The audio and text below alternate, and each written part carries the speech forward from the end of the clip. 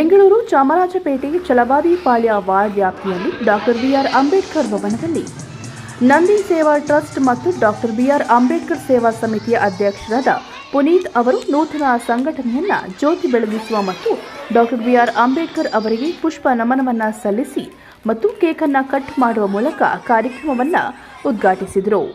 ಕಾರ್ಯಕ್ರಮದಲ್ಲಿ ಕಾರ್ಯದರ್ಶಿಗಳಾದ ಶಿವಲಿಂಗ ಅವರ ನೇತೃತ್ವದಲ್ಲಿ ಆಯೋಜಿಸಲಾಗಿತ್ತು. ಅಧ್ಯಕ್ಷರಾದ ಪುನೀತ್ ಅವರು ಬಡ ಮಹಿಳೆಯರಿಗೆ ಸೀರೆಗಳನ್ನು ವಿತರಿಸಿದರು ಮತ್ತು ವಿದ್ಯಾರ್ಥಿಗಳಿಗೆ ಪುಸ್ತಕ ಪೆನ್ನುಗಳನ್ನು ವಿತರಿಸಲಾಯಿತು.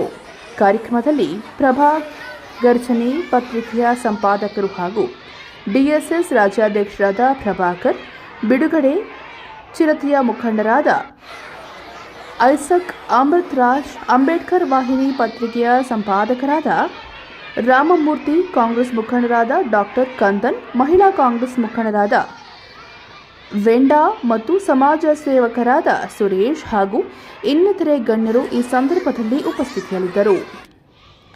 ಪತ್ರಕರ್ತರಾದ ಪ್ರಭಾಕರ್ ಅವರು ಸ್ವಾಗತವನ್ನ ಕೋರಿದರು. ಶಿವಲಿಂಗ ಅವರು ವಂದನಾರ್ಪಣೆಯನ್ನ ಮಾಡಿ ಕಾರ್ಯಕ್ರಮವನ್ನು ಯಶಸ್ವಿಗೊಳಿಸಿದರು.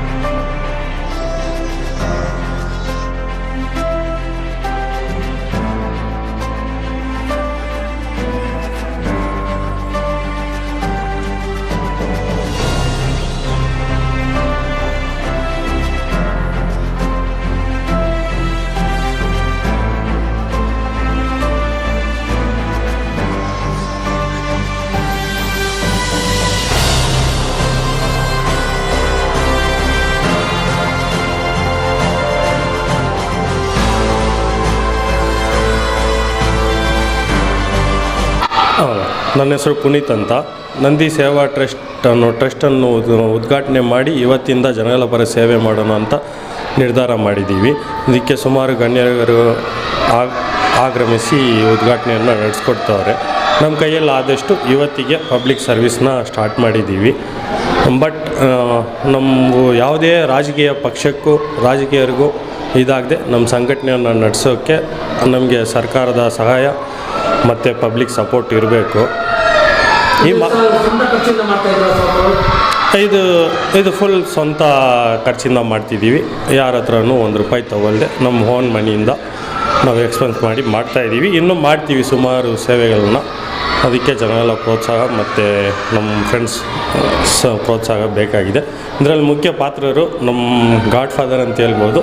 ನಮ್ಮ ಅಣ್ಣ ಅವ್ರನ್ನ ಕರೆದು ಒಂದೆರಡು ಮಾತಾಡೋಕ್ಕೆಲ್ಲ ಟ್ರಸ್ಟ್ ಮುಖಾಂತರ ಎಜುಕೇಷನ್ಗೆ ಯಾವುದೇ ರೀತಿ ಮಕ್ಕಳು ಯಾವುದೇ ವರ್ಗದವರು ಸಹಾಯ ಅಂತ ಬಂದರೆ ಸಹಾಯ ಮಾಡಿಕೊಡ್ತೀವಿ. ಮತ್ತು ಆರೋಗ್ಯ ಸಮಸ್ಯೆ, ಬಡ ಮಕ್ಕಳು, ಮನೆ ಇಲ್ಲದೆ ಇರೋರಿಗೆ ನಾವು ಸರ್ಕಾರದ ಮೂಲಕ ಏನು ಮಾಡಬೇಕು ಅದನ್ನು ನಾವು ಒದಗಿಸೋಕ್ಕೆ ಸಿದ್ಧರಾಗಿದ್ದೀವಿ ಸರ್. ನನ್ನ ಹೆಸರು ಐಸಕ್ ಅಮೃತರಾಜ್ ಅಂತೇಳಿ. ನಾನು ಬಿಡುಗಡೆ ಚಿರತೆಯ ರಾಜ್ಯ ಕಾರ್ಯದರ್ಶಿಯಾಗಿ ಕೆಲಸ ಮಾಡ್ತಾಯಿದ್ದೀನಿ.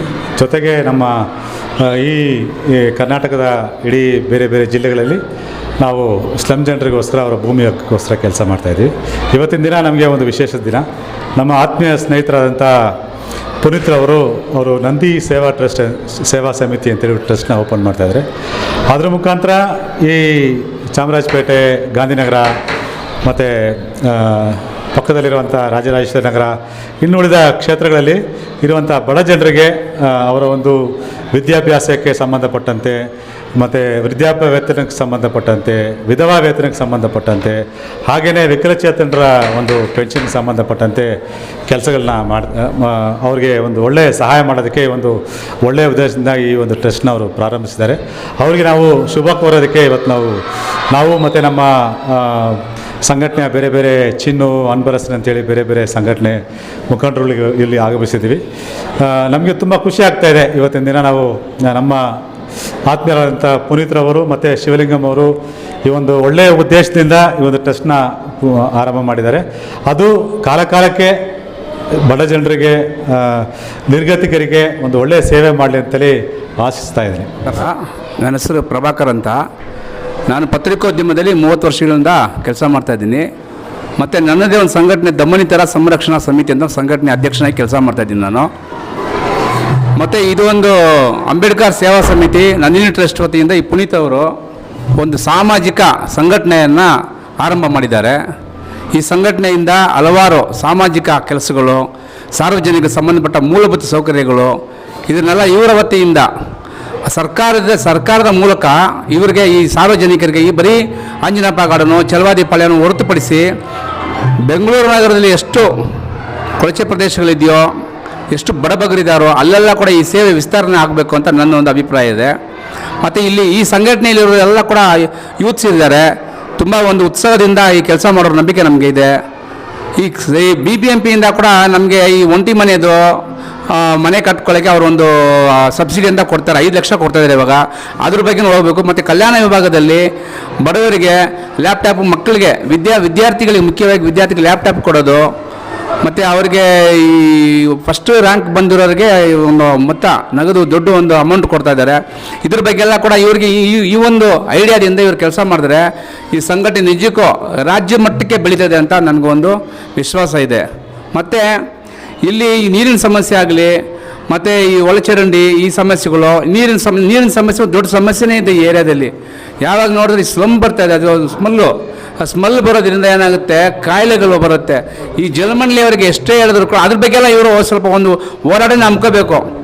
ಈ ಯಾರೋ ಪುನೀತ್ ಈ ಸಂಘಟನೆ ಅಂತ ಅದನ್ನ ಹೋರಾಟ ಈ ನೀರಿನ ಸಮಸ್ಯೆ ಅಂತ ಯಾರು ಕಿವಿಗೆ ಹಾಕೊಳ್ತಾ ಇಲ್ಲ, ಅದೊಂದು ಸಮಸ್ಯೆ ಇದೆ.